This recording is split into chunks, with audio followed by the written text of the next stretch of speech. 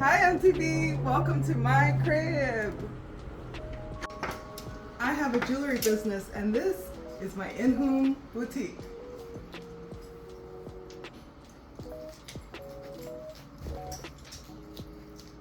Thank you for joining me today on this interview about being a business entrepreneur. It's a pleasure being showcased as a veteran-owned business, as an entrepreneur, and to show other women that they can do the same. So, what made you get into the jewelry business? So, as I said, I am a veteran, but what I like to think of is that when I left my service, I went from a brotherhood to a sisterhood. So I went from the brotherhood of the service to a sisterhood in the jewelry industry.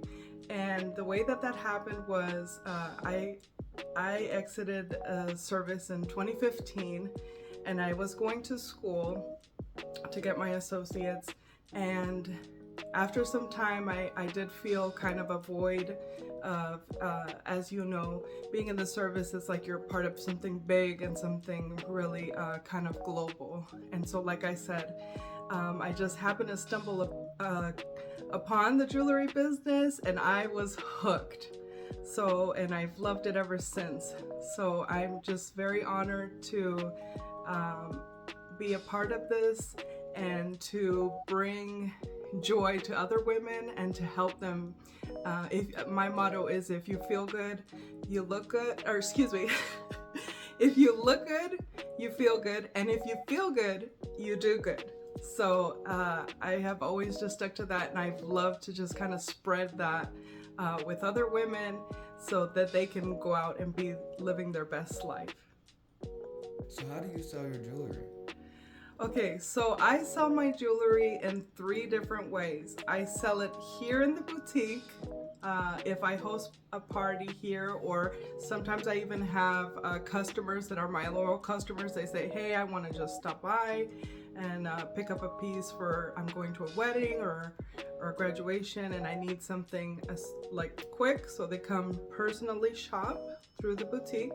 I also have a website, sparklewithsteffi.com, so I share the sparkle through my website that I could sell to anyone all across the US.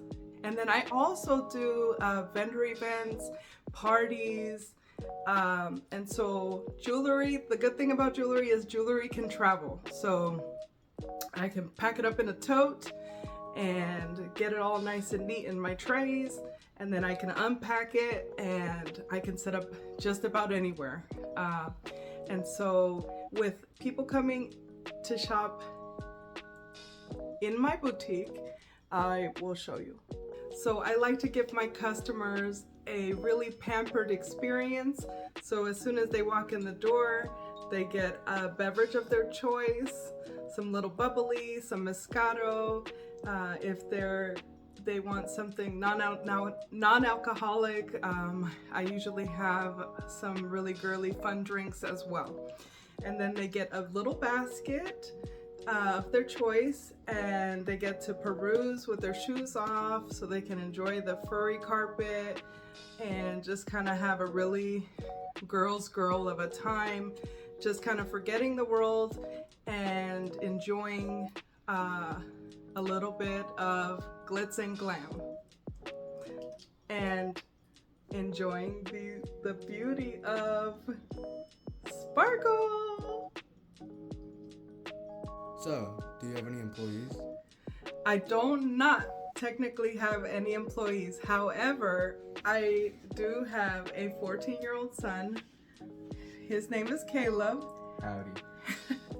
And he is bribed, and then also by kind of working as a intern for me, he is learning a lot of business practices, and he is learning how to be an entrepreneur from his mother. I also bribe my husband to help me occasionally if I need helping hands. So, do you make your own jewelry? I do not make my own jewelry. However, I do outsource from different, I have acquired all of this that you see and filling up this entire room. I have acquired throughout the years from different companies. But I am currently affiliated with Park Lane Jewelry, and so I basically, that's who I work with. When people do online orders, they're basically going through Park Lane, but I do get paid a commission, and but I do have, like I said, all this inventory that I own myself and that I have acquired over the years, and that I make 100% commission off of. But I have acquired through different places and different companies that I have gotten all of my jewelry from. What would you say to someone who's starting their own business? So what I would say to someone starting their own business is that you have to stick with it. I've been in business for 7 years in this industry, and it was really slow to start. And that's because building momentum is something that sometimes can be very difficult.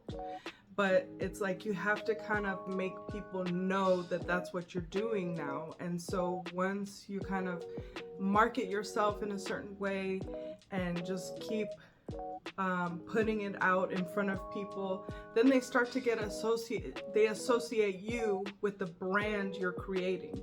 But what I would say is you just have to stick to it. Sometimes it's gonna be rough, like for me, going through the pandemic, that hurt everybody's business, but it's like you just have to keep with it and stick with it. And even if you kind of let off the gas, it's always going to be a little bit more difficult to regain that momentum. But I would always encourage people just to never get discouraged and just to keep on going. And you're going to get no's, but the trick is that you have to get past the no's and just keep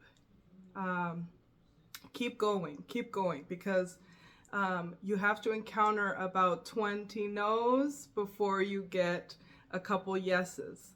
And that's what I would say. I would just say to just stay encouraged, keep going, keep pushing.